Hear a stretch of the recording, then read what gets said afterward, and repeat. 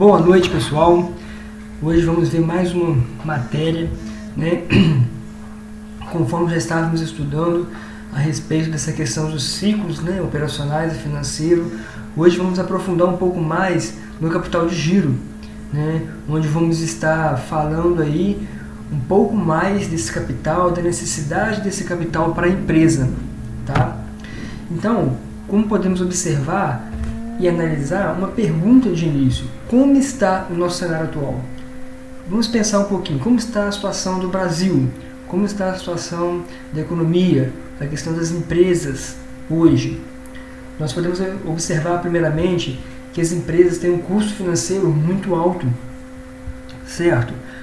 O aluguel é muito alto, os encargos, tributos do Brasil são muito altos, né? Outras despesas, né, no custo do produto final acaba sendo muito alto, e tudo isso colabora para o cenário atual que estamos vivendo hoje, onde as empresas têm, de uma forma clamando, vamos dizer assim, clamando para que essa economia nossa mude, os impostos diminuem a carga tributária, né? Nós vemos em segundo lugar também a concorrência, né, a competitividade dificultando o giro dos estoques. Vocês observam que alguns mercados com um porte maior compram muito, tem mais desconto, tem um estoque ali, tem uma capacidade de armazenar aquele estoque de uma forma, né, mais tranquila. Outros já têm dificuldades na questão disso, compra menos desconto, né, e por aí vai. Consumidor cada vez mais exigindo maiores prazos de pagamento, né? Hoje vocês podem observar que os clientes, eles compram muito com cartão de crédito, em 3 parcelas, em 2 parcelas. Algumas empresas têm lançado formas de pagamento à vista, dando desconto para influenciar essas vendas à vista. Mas não, a maioria divide no cartão. Hoje todo mundo tem um cartão de crédito, vamos dizer assim. Fornecedores que estão praticando prazos cada vez menores, né? Então o prazo do fornecedor geralmente era 15, agora é 7 dias. Né? Aumentar esses prazos implica em maiores custos, porque se eu tenho um prazo menor para pagar, eu ainda não recebi do meu cliente, e com isso vou ter que pagar meu fornecedor de alguma forma, né? E se eu demorar a pagar meu fornecedor, eu vou ter juros em cima disso, encargos financeiros em cima disso, e com isso o meu fornecedor também pode, né, bloquear meu cadastro e não vender o produto para mim. Uma coisa que hoje está assim bem clara para a gente, é o momento que estamos vivendo, que é a crise econômica com o Covid-19. Se observarmos, né, a estrutura de algumas empresas que já vinham, né, de uma forma enfrentando algumas dificuldades, como as enchentes que tivemos agora nesse ano, né, agora com essa crise, né, muitos desses empresários não têm o capital de giro, muitos desses empresários não têm o fluxo de caixa, e com isso, né, nesse período de crise, acaba piorando mais a situação. Por mais que o governo vá lançar medidas que vai, né, tá auxiliando aí a questão trabalhista de alguns funcionários, está recebendo, né, pelo governo, vai ajudar as empresas com certeza, mas ainda tem outras coisas, por exemplo, como aluguel e outras despesas operacionais da empresa que não param, que continuam. Né? E tudo isso, se a empresa não tiver um fluxo de caixa bom, um capital de giro, ela vai ter dificuldades maiores. E talvez esse seja o momento que talvez ela pegue um empréstimo, talvez ela faça algum movimento, tome alguma atitude de que isso vai gerar mais custos para ela. Com isso, é menos a liquidez. E com isso, né, os sócios aí, os empresários, né, vão ter menos lucros, vamos dizer assim. Então, esse controle eficiente do fluxo de caixa, controle das entradas e saídas tem que ser feito de forma rigorosa, tá? Não pode a empresa trabalhar com suas despesas maior que suas receitas. É impossível. Alguns questionamentos importantes. Por que as empresas quebram? Já parou para pensar nisso? Por que uma empresa quebra? É má administração? Foi o ramo ao qual escolheu e entrou em crise em determinado momento, o local ao qual ele estava? Por que isso acontece? Um dos fatores é porque ela tem alguns problemas de liquidez, e esses problemas de liquidez está relacionado a algumas causas prováveis, né? Que essas causas podem ser vários fatores. desde fatores operacionais, que é esse controle das entradas e das saídas, né, se ela paga muita despesa, paga menos despesa, está tendo muita despesa, etc. E de decisões estratégicas que infelizmente não deram certo. Por exemplo, uma empresa em determinado momento tentou investir um ponto filial, né, um ponto de filial em outro endereço na cidade. Esse ponto ela pensou que fosse ser muito lucrativo, que ia vender muito, mas não vendeu, né? Teve investimento, e com esse investimento ele teve algumas despesas e acabou não dando um lucro, um retorno. Com isso, né, a decisão que ela teve estratégica não deu muito certo. Isso tem que ser bem planejado. Se eu vou tomar uma decisão dessa, né, uma estratégia de crescimento, eu tenho que calcular os riscos, eu tenho que calcular o plano B. Eu não posso ficar só no plano A. Né? Outra coisa que pode ocasionar, né, a quebra dessa empresa é esse o controle do prazo, né, prazo de venda, dos estoques, do recebimento, né, e a própria falta do controle da entrada e da saída. Se eu não tiver um controle eficaz, a empresa vai se perder em algum momento. A empresa precisa ter uma reserva, precisa de um capital de giro. Então, o que é esse capital de giro? Para qualquer empresa, o valor total do conjunto de recursos formados por valores em caixas e bancos, valores a receber e valores em estoques, como outros ativos circulantes, faz parte do capital de giro da empresa. Tá? O que determina esse capital de giro? Existem algumas fontes do capital de giro. Uma das fontes é o capital próprio. O que é esse capital próprio? É eu, como sócio da empresa, investir dinheiro na empresa, esse é o capital da empresa. Os lucros, né, e outros que estão relacionados a esse capital próprio. Né.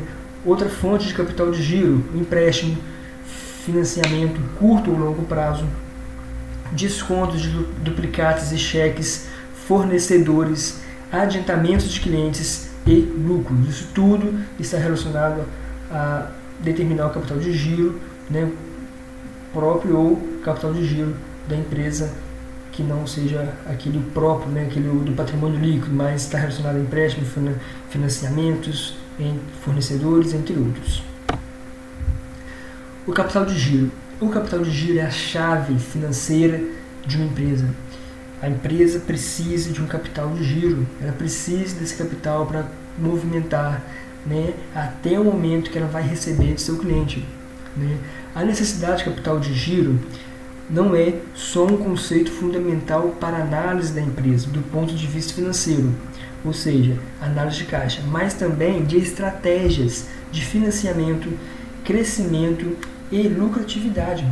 Então, o capital não é só para custear essas minhas despesas, mas também, em determinado momento, o investimento. Eu posso estar precisando fazer um investimento, que esse investimento vai me dar um retorno muito bom, eu preciso desse capital de giro, que pode vir ou dos sócios, ou de um empréstimo, ou de outras formas.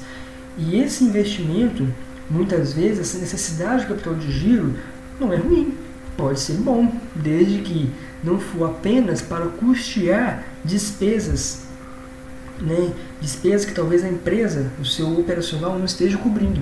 Isso é ruim, mas uma vez que eu estou investindo, uma vez que eu estou tentando de alguma forma crescer a empresa, as chances, né, de dar mais certo é melhor. Então aqui a gente tem a fórmula de como calcular essa necessidade do capital de giro, que é o seguinte, ou essa fórmula pode ser NCG ou CCL, que é capital circulante líquido, que é igual ativo circulante menos passivo circulante, certo? Então eu tenho meu ativo circulante ali, menos meu passivo. Esse vai ser a necessidade do meu capital de giro, ou em algum momento, de repente, vai ser um momento que eu esteja com uma folga ali, né, vamos dizer assim. Aqui nós vamos ver um balanço hipotético, tá? Para exemplo. E nesse balanço aqui, observe que o ativo passivo, né, R$58 mil, né, o ativo circulante 33.900 e o passivo circulante 33.600, ok? É só para exemplo, né, esse balanço que nós vamos analisar nessa questão aqui. Então, como calcular, né, essa necessidade do meu capital de giro? Eu tenho a fórmula. Então, NCG ou CCL é igual a ativo circulante menos passivo circulante. 33.900 menos 33.900 menos 33.600, que vai ser igual a R$300. Ou seja, isso indica que meus ativos de curto prazo superam os meus passivos de curto prazo. Ou seja, eu tenho mais direito do que obrigações, certo? Então, os meus direitos são maiores do que as minhas obrigações a curto prazo. Tranquilo? Né? Agora, se todos esses realizáveis e todas as obrigações de curto prazo tiver o mesmo vencimento, o valor de R$300 seria uma espécie de folga financeira. Então, vamos supor que eu vendo à vista, eu compro à vista. Né? Então, a gente vai observar que essa diferença do ativo circulante entre o ativo e o passivo, esses R$300 seria uma folga, seria um dinheiro que está sobrando, né, no meu capital de giro, não necessitando assim de eu aumentar o meu capital de giro em algum momento, porque eu estou conseguindo, né, que o meu ativo seja maior que esse passivo. Tá? Um problema que pode ocorrer é que as dívidas vençam antes dos recebíveis. Né? Nesse caso, mesmo com folga matemática de R$300, igual nós vimos o exemplo aqui, tá? Mesmo com essa folga, a empresa poderia ter dificuldade financeira, que é o exemplo que nós já tivemos na matéria anterior. Lembra o ciclo financeiro e o ciclo operacional? Se eu tenho uma duplicata que vai vencer antes do que eu tenho para receber, provavelmente ali eu vou precisar de um capital de giro. E que talvez, por mais que eu tenha uma folga aqui financeira, igual nós estamos vendo aqui, talvez eu mesmo assim eu não vou ter que precisar de um capital. Tá? Porque minhas obrigações estarão vencendo primeiro do que os meus recebíveis. Tá? Então, a necessidade de capital de giro ela pode aumentar quando ocorrer algumas possibilidades. O exemplo, acréscimo no volume das vendas. Se eu tenho um aumento do volume das vendas, pode acarretar a necessidade de aumentar meu capital de giro. Né? Se eu tenho ampliação dos prazos de recebimento de estoques, também é necessidade de mais capital de giro. Redução de prazo de pagamentos. Se eu reduzo o prazo de pagamentos, com isso eu vou ter um aumento da necessidade de capital de giros. O aumento do volume de vendas a prazo também vai interferir na minha necessidade de capital de giros. Se eu dou mais prazo para os meus clientes, automaticamente eu demoro mais a receber. Se eu demoro mais a receber, eu preciso de um dinheiro, certo, para circular na empresa. Agora, quando que isso diminui? Quando essa necessidade diminui? Quando a queda nas vendas vai diminuir a necessidade do meu capital de giro, certo? A redução dos prazos de recebimentos e de estoques, o aumento dos prazos de pagamentos e a redução do volume de vendas a prazo também vai influenciar. Uma vez que se eu tenho a redução, né, desse volume de vendas a prazo, automaticamente eu estou recebendo, né, à vista. Se eu estou recebendo à vista, o dinheiro está entrando, eu tenho o dinheiro para pagar meus fornecedores, minhas despesas e por aí vai. Agora, o capital de giro próprio. O que é isso? O que é esse capital de giro próprio? Né? Esse capital de giro próprio corresponde à parcela do ativo circulante financiado com recursos próprios. O que é isso? É o que sobra do patrimônio líquido após o comprometimento dos recursos próprios com o ativo permanente. É itens não realizáveis no curto prazo, que é parte do ativo não circulante.